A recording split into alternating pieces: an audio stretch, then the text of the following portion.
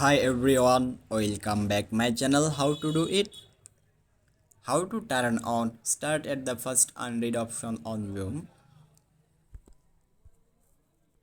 I will show you how to make these settings very easily. First open Zoom app on your mobile. Now click on three lines. Click on team chat option. The settings are not too difficult. It can be done very easily. Scroll down. Now click on start at the first unread option. Turn on. Super easy.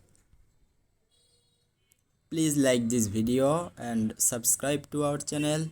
Thanks for the watching. See you in a new video. Bye bye.